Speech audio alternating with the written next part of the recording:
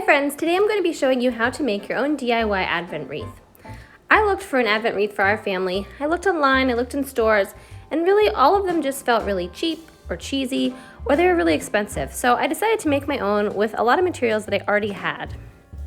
I started by grabbing this plain green floral wreath. You can find these at any hardware store, craft store. You can actually find a lot of them at thrift stores as well. And I had this one on hand, so I grabbed that, and then I ordered this brass ring on Amazon, and it's specifically for Advent wreaths, and I really like it. It's a good weight. The little candlestick holders are adjustable for your candles, and this one is an 11-inch in diameter, and I believe my wreath was probably a 12-inch, and it fit perfectly just right inside that wreath. So I just had to move the branches out of the way and stick it down below. So you're really not going to see this ring once I add all the florals to it, but if your ring was showing and you didn't like that look, you could just use this floral tape and wrap it around, and that would hide it perfectly. I didn't have to do that. Mine ended up getting hidden pretty well just by adding all the florals and fluffing this wreath.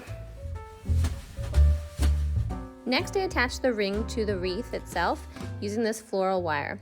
This is pretty easy to do. I just wrapped around some of that wire through the wreath and around the brass ring, and I tied them nice and tight and then just tucked the extra wire back into the wreath, or you can trim it. I probably did this 7 or 8 times around the ring just to make sure it was really sturdy and stuck on there.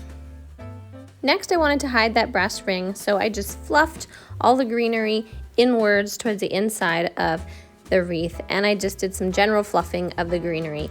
To make a really full and nice looking wreath, you want to fluff in every direction. You want it to go outwards, inwards, upwards, even some of them pointing backwards, even though this is going to be laying flat. It just gives it a really full and more realistic look if you pull things in all directions. So that is what I did next.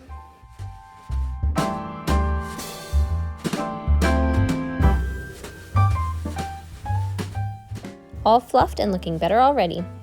Then I went and pulled out my box of goodies. These are all my florals that I have kept. They're from old garlands, old wreaths, tree decorations, things that I didn't use anymore, but I liked pieces of them. I just cut them out and put them in this box because you just never know when you can use them. A lot of these things can go into garlands or wreaths that I make. So here I was pulling out all the things that kind of went together, more neutral things, the pine cones, the berries, some greenery. And then I'm just going to put them into the wreath and see how they work. This step, the planning step, is the most time consuming for me, but it pays off in the end. I always plan out the entire wreath first, and then I go back and glue it. Here I started with the greenery. That's going to be more the base of this, and it will make it look more full, just give it more dimension. So that's where I started first, and then I went on and added the pine cones and some bulbs and things like that to make it look pretty.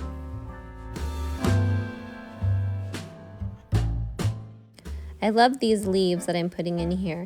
They have a little bit of glitter on them, a little bit of a snowy effect, and just look very wintry. I got these on a garland that I found at Target. It was on clearance, and I didn't like the base of the garland, but I liked a lot of the pieces of it. So I bought it and cut it all up, and here I'm using a bunch of it in this wreath. Once I had all of the greenery in, then I went and added some embellishments. So I added a lot of pine cones. I like just the kind of the earthy, natural vibe that pine cones give.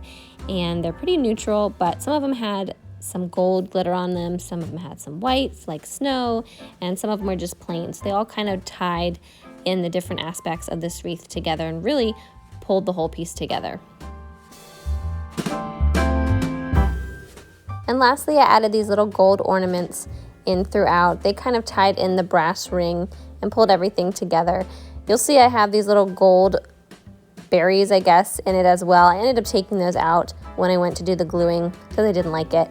But yeah, this is what it looks like overall. Then I go back and I glue it, and I do it piece by piece with my hot glue gun, just putting some glue at the base of the floral and stabbing it on in there.